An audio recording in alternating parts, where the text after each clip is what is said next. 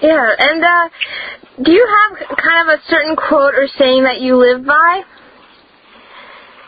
Like a motto? No, well, there's several. Mm-hmm. And usually they keep on changing. Usually they're just quotes of somebody. And now since I just had my first year of sobriety behind me. Congratulations, by the way. That's amazing. Then I've been laughing about the thing that a British poet and a painter, William Blake, once said, that you never know what's enough until you know what's more than enough. Damn, that's a really good one. That's a very basic kind of philosophy thing, but it's such a simplistic thing. It doesn't mean necessarily that you have to go over the top. Mm-hmm. But in certain things, you got to find your own personal bottom to know what's too much for you. It's like anything you do. What's too much, and then you know what's the right amount. Right, kind of just know what your limit is. Or thinking, or reading, or bathing, or kissing, or whatever. It covers the entire life, and so that's the saying that has been my motto for the maybe half a year or so. Right, and you have kind of just finding your limit and knowing what too much is, and having a balance throughout life. Well, in search of a balance, I guess that balance as a word for me, it means the same thing that heaven means to Christian. Mm-hmm. Yeah, it's... You're struggling to get there, and you're trying to become a better person to be able to get there eventually. So I believe that in that sense, what happens after death, hopefully that's the balance. You're looking for that balance, and hopefully getting there, doing the right decisions, but also through mistakes and by mistakes, you learn a lot about society around you and about yourself. Exactly. And that's one of the hardest, states to achieve, just to be completely content and, know what's too much. It's just such a hard, level of life to be at.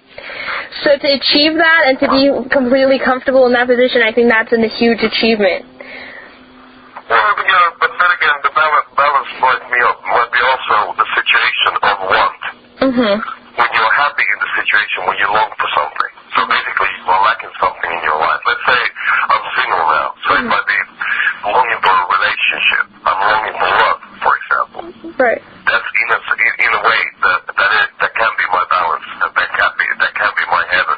Since I know there's something very important for me to look for. So I know that there's a goal in my life yet to be reached. Exactly. Since I am fulfilled because I know there are things to be for me to be looking forward to, rather than having everything here and now. Exactly. Kind of like a reason to get up in the morning and, having a goal in life, just having a drive for something, that's what I think life is about, Sure,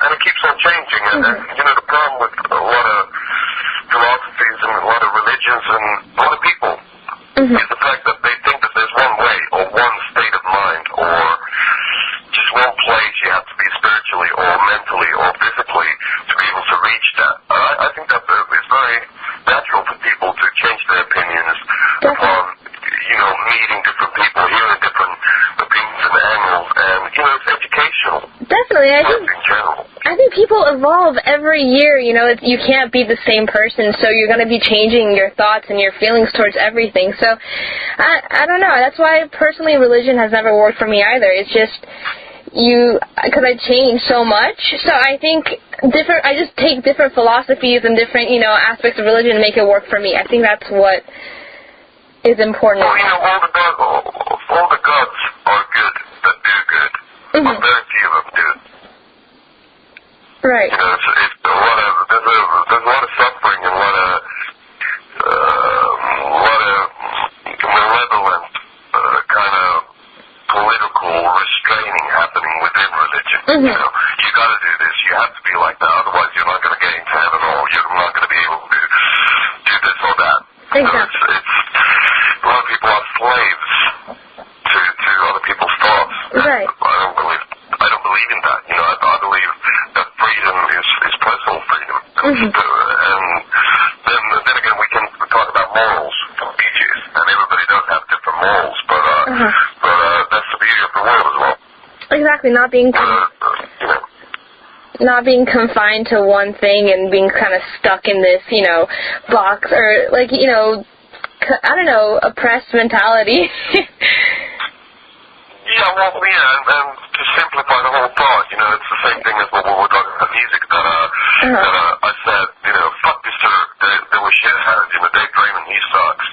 I said that maybe 2 years ago, 4 years ago, and now I'm enjoying the spring coming to Helsinki, rocking, listening to his stuff and enjoying the whole vibe and just being,